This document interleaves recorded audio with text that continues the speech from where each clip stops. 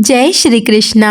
माघ मास महात्म्य में इससे पहले के अध्याय में आपने सुना था कि किस प्रकार देवनिधि ने महर्षि लोमस से उस स्तोत्र को सुनने का अनुरोध किया था जिससे ब्राह्मण ने भगवान को प्रसन्न किया था। देवनिधि हाथ जोड़कर लोमश ऋषि से कहते हैं कि हे महर्षि, जैसे गंगा जी में स्नान करने से मनुष्य पवित्र हो जाता है, वैसे ही भगवान की इस कथा को सुनकर मेरा जीवन धन्य हो गया, मैं पवित्र हो गया। अब कृपा करके उस स्तोत्र को भी कहिए जिससे उस ब्राह्मण ने भगवान को प्रसन्न किया था।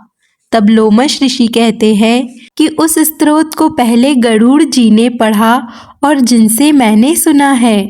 हे विप्र, यह स्तोत्र अध्यात्म विद्या का सार, पापों का नाश करने वाला है। वासुदेव सर्वव्यापी चक्रधारी सज्जनों के प्रिय जगत के स्वामी श्री कृष्ण को नमस्कार है। जब स्तुति करने वाला जिसकी स्तुति की जाए तथा सभी जगत विष्णुमय है, तो भला फिर किसकी स्तुति की जाए। अब सुनिए इसके आगे की आज की कथा।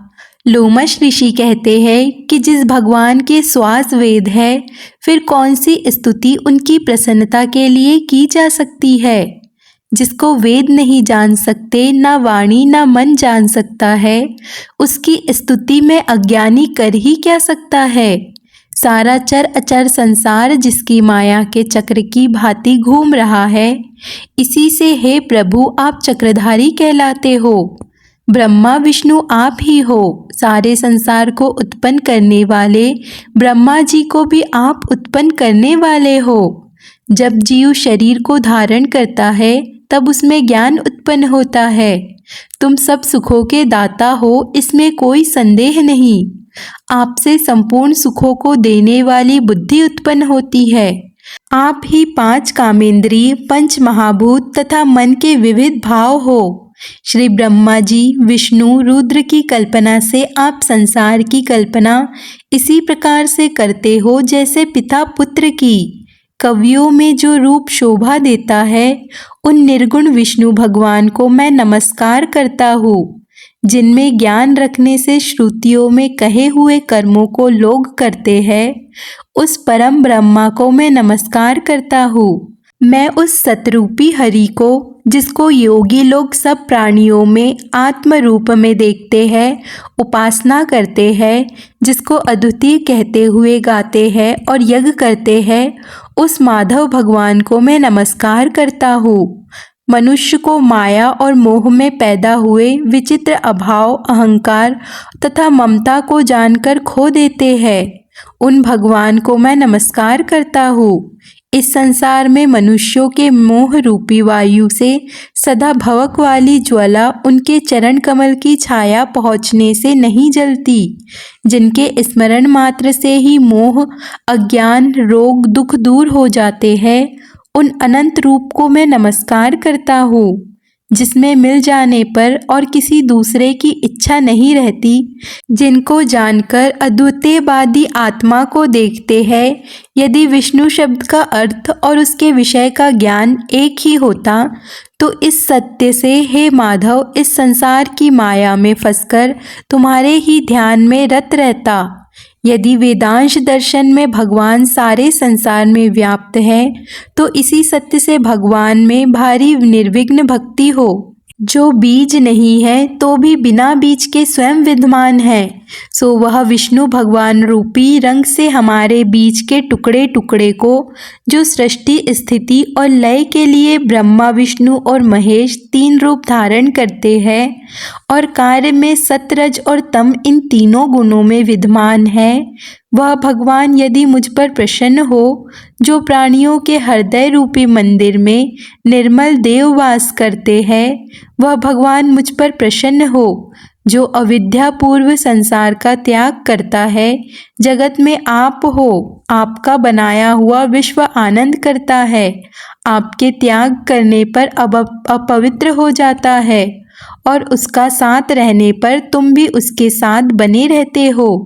विकार रहित जिनके चरवा पंचभूत योग से पैदा हुआ चैतन्य मानते हुए उपासना करते हैं, जैन लोग आपको शरीर का परिणाम मानते हैं और सांख्यवादी तुम ही को प्रकृति से परे मनुष्य मानकर ध्यान करते हैं। जन्म इत्यादि से रहित चैतन्य रूप सदा आनंद स्वरूप उपनिषद जिनकी महिमा गाते हैं। आकाश आदि पंच महाभूत देह मन बुद्धि इंद्रिया सब कुछ तुम ही हो। तुमसे अलग और कुछ नहीं। तुम ही सब प्राणियों को उत्पन्न करने वाले हो और मुझको शरण देने वाले हो। तुम अग्नि रवि इंद्र होम मंत्र क्रिया तथा फल सब तुम ही हो। कर्म के फल देने वाले बैकुंठ में तुम्हारे सिवाय कोई नहीं है। हे प्रभु, मैं तुम्हारी शरण में हूँ। सब प्राणियों के हेतु तथा उनको शरण देने वाले तुम ही हो। जैसे युवा पुरुष की युवती में और युवती की युवा में प्रीति होती है, वैसे मेरी प्रीति में तुम ही हो। हे प्रभु, जो पापी भी आपको प्रणाम करता है उसको यमदूत ऐसे नहीं देखते जैसे उल्लू सूर्य को। प्रत्येक पाप मनुष्य को उस समय तक ही सुख देते हैं जब तक वह आपके चरण कमलों का सहारा नहीं ले लेता। जिसको गुण जाति और धर्म को स्पर्श नहीं कर सकते तथा गतियाँ भी स्पर्श नहीं कर सकती, जो इंद्रियों के वशीभूत ही नहीं है, जिनका बड़े बड़े मुनि लोग साक्षात नहीं कर सकते, उन भगवान को मैं नमस्कार करता हूँ। कितने ज्ञान रूपी सुंदर गुण है जिन्होंने सुख स्वरूप मोह रूपी लक्ष्मी जी का आलिंगन किया, जिन्होंने आत्म स्वरूप सुख भोगा है और जिन्होंने ध्यान रूप से मृत्यु को भी अपने वश में कर लिया है। ऐसे मुनियों से सेवित भगवान को मेरा नमस्कार है। जो जन्म मरण आदि से अलग है, जिनको काम क्रोध आदि दोष दुख नहीं देते, उन वासुदेव भगवान को मैं नमस्कार करता हूँ। जिनके ज्ञान की गति से अविद्या रूपी मल शुद्ध हो जाता है, जिनके ज्ञान रूपी शस्त्र से संसार रूपी शत्रु का नाश हो जाता है, उन दुखों के नाश करने वाले को मैं नमस्कार करता हूँ। जिस प्रकार सब स्थावर जंगम संसार को उत्पन्न करते हैं, इसी सत्य से भगवान मुझे भी दर्शन दे। इस प्रकार उसकी सच्ची भक्ति देखकर भगवान ने प्रसन्न होकर उस ब्राह्मण को दर्शन दिए और ब्राह्मण की स्तुति से प्रसन्न होकर तथा उसको वरदान देकर भगवान वहाँ से अंतर्ध्यान हो गए और वह ब्राह्मण कृत होकर भगवान में ही लीन हो गया। फिर अपने शिष्यों के साथ स्त्रोत पढ़ता हुआ तपोवन में ही रहने लगा। जो कोई स्त्रोत को पढ़ता अथवा सुनता है, उसकी बुद्धि पाप में नहीं लगती और ना ही बुरा फल देखता है। इसके कीर्तन से मनुष्यों की बुद्धि मन और इंद्रियां स्वस्थ हो जाती है। जो भक्ति पूर्वक इसके अर्थ को विचार कर इसका जप करता है, वह वैष्णव पद को प्राप्त होता है। इस स्तोत्र के सदैव पढ़ने से मनवांछित कार्य सिद्ध हो जाते हैं। मनुष्य सुपुत्र पाता है और धन पराक्रम और चिरायु को प्राप्त करता है। इसके पाठ से बुद्धि धन यश कीर्ति ज्ञान और धर्म बढ़ते हैं। दुष्ट ग्रहों की शांति होती है। यह व्याधियों और अनिष्ट को दूर करता है, दुर्गति से तारता है। इसके पढ़ने से सिंह व्याघ्र चोर भूत देव पिशाच और राक्षस का भी भय नहीं रहता। जो भगवान का पूजन करके इस स्तोत्र को पढ़ता है, वह पापों से ऐसे ही अलग रहता है जैसे जल पंख से। जो इस स्तोत्र को 1 काल 2 काल या 3 काल पढ़ता है, अर्थात एक समय दिन के 2 या फिर 3 पहर पढ़ता है, वह अक्षय फल प्राप्त करता है। जो मनुष्य प्रातः काल इस स्तोत्र का पाठ करता है, वह इस लोक और परलोक में अक्षय सुख प्राप्त करता है। वेद द्वितीय का बनाया हुआ यह स्तोत्र भगवान को अत्यंत प्रिय है और भगवान के दर्शन कराने वाला है। योग सागर नाम का यह स्तोत्र परम पवित्र है, जो कोई भक्ति पूर्वक इसको पढ़ता है वह भगवान विष्णु के लोक को जाता है। लोमश ऋषि कहने लगे कि जिस पिशाच को धूति ने मुक्त किया था वह पहले द्रवित नगर में चित्र नाम वाला राजा था। वह बड़ा शूरवीर, सत्यपरायण और पुरोहितों को आगे करके यज्ञ आदि किया करता था। दक्षिण दिशा में उसका राज्य था और उसके कोष धन से भरे हुए थे। उसके पास बहुत सारे हाथी, घोड़े तथा रथ आदि थे और वह अत्यंत शोभा को प्राप्त होता था। वह नित्य प्रतिदिन अतिथियों की सेवा करता था, उनकी पूजा करता था और शस्त्र विद्या में भी निपुण था। ब्रह्मा, विष्णु, महेश और सूर्यदेव की पूजा भी सदैव किया करता था। वह जंगल में स्त्रियों से घिरा क्रीड़ा भी करता। साथ ही भस्म लगाए महात्मा बने हुए पाखंडियों से उस राजा की बात हुई। पाखंडी कहने लगे कि हे राजन, शैव धर्म की महिमा सुनो। इस धर्म के प्रभाव से मनुष्य पाप को काटकर मुक्त हो जाता है। सभी वर्णों में शैव मत ही मुक्ति देने वाला है। भगवान शिव की आज्ञा के बिना दान, यज्ञ और तपों से कुछ नहीं बनता। भगवान शिव का सेवक होकर भस्म धारण करने से, जटा रखने से ही मनुष्य मुक्त हो सकता है। जटा धारण करने और भस्म लेपन से ही मनुष्य शिव के समान हो जाता है। इसके बराबर कोई पुण्य नहीं। जटा और भस्म धारण किए हुए सभी योगी भगवान शिव के ही समान होते हैं। धड़, जड़, नपुंसक और मूर्ख सब जटा से ही पहचाने जाते हैं। शूद्र वर्ण के शैव भी पूजनीय होते हैं। विश्वामित्र क्षत्रिय होकर तप से ब्राह्मण हो गए।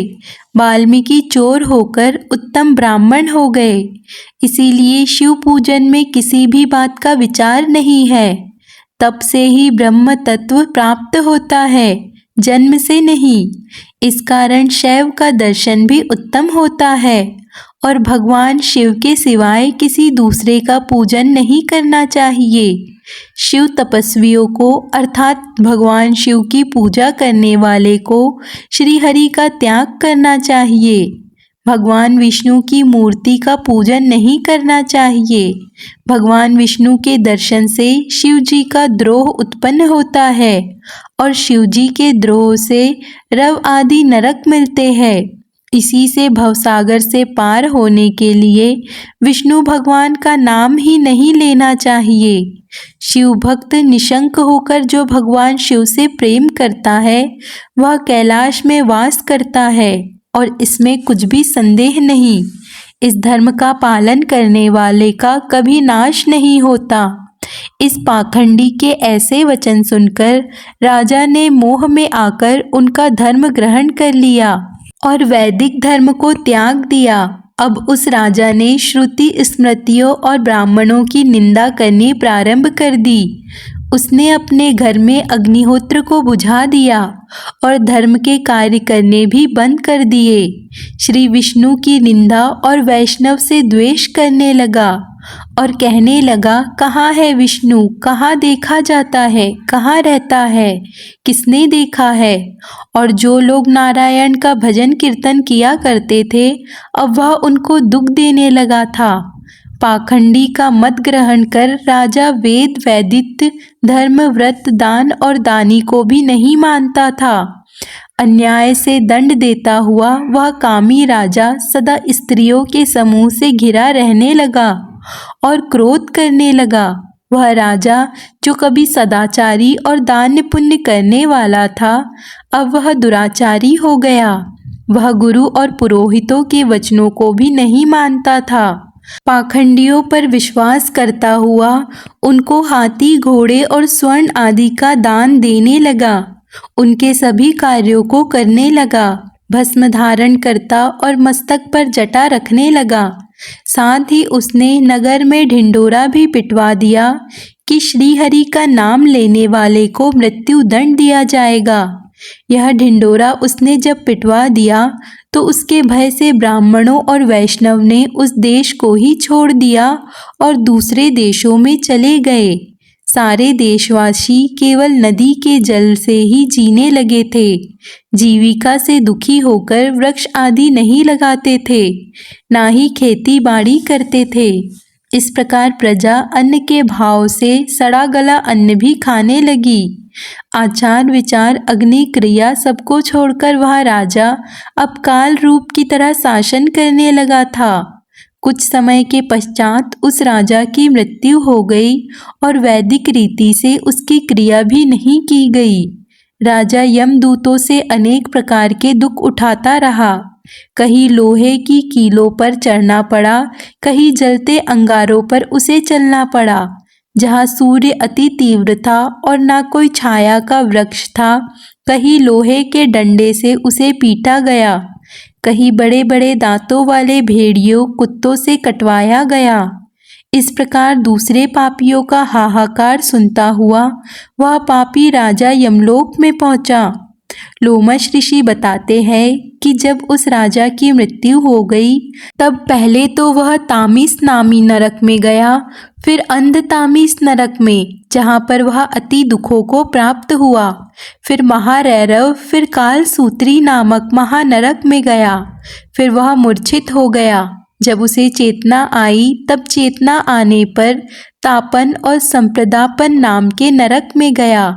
इस तरह अनेक दुखों को भोगता हुआ वह प्रताप नाम के नरक में गया। तब काकोलॉजी यातना भोगता हुआ नरक से निकलकर हिमालय पर्वत पर पड़ा भारी पिशाच बन गया। तब वह उस वन में भूखा और प्यासा ही भटकता रहता। उसे मेरू पर्वत पर कहीं भी खाने को ना तो भोजन मिला और ना ही पीने को जल। इस प्रकार भूख और प्यास से व्याकुल वह घूमता और भटकता हुआ प्लुप्त नाम के एक वन में जा पहुंचा। बहेड़ी के वृक्ष के नीचे वह दुखी होकर हाय मैं मरा ऐसे शब्द जोर जोर से पुकारने लगा। साथ ही वह कहने लगा, भूख से दुखी मेरे इस जन्म का ना जाने कब अंत होगा। इस पाप रूपी समुद्र में डूबते हुए मुझे अब भला कौन सहारा देगा।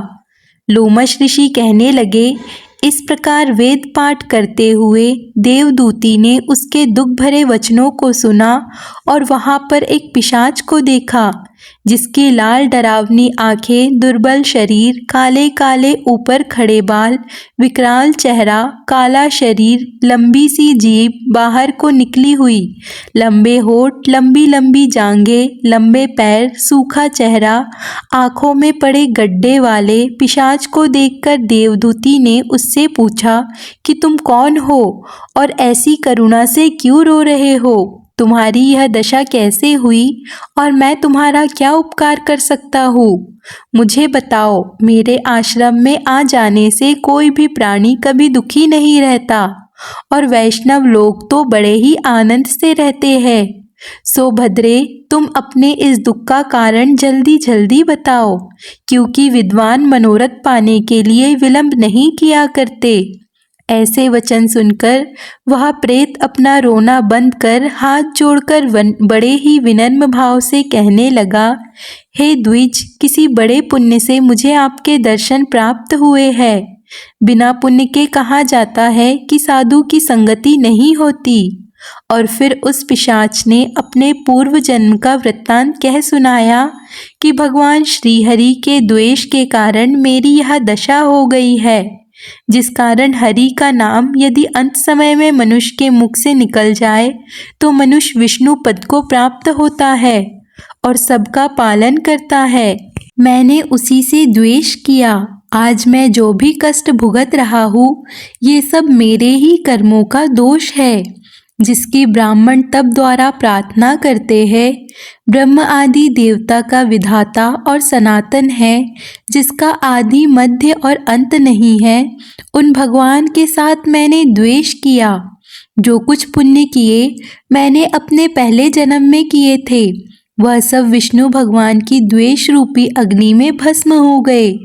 यदि किसी प्रकार मेरे इस पाप का नाश हो जाए तो मैं भगवान श्री हरि के सिवाय फिर किसी देवता का पूजन नहीं करूँगा। श्री हरि भगवान से द्वेष कर मैंने बहुत दिनों तक नरक की यातना भोगी और अब मैं पिशाच योनि में पड़ गया हूँ। इस समय मैं किसी अच्छे कर्म के योग से ही आपके आश्रय में आया हूँ, जहाँ पर आपके सूर्य रूपी दर्शन ने मेरे दुख समान अंधकार को दूर किया है। अब आप ही कोई ऐसा उपाय बताइए जिससे मेरी यह पिशाच योनि दूर हो सके, क्योंकि सज्जन पुरुष उपकार करने में बिल्कुल देर नहीं करते हैं। देवदूती कहने लगे कि इस प्रकार यह माया देवता मनुष्य असुर सबकी स्मृतियों को मोहित कर देती है, जिससे धर्म का नाश करने वाला द्वेष उत्पन्न हो जाता है।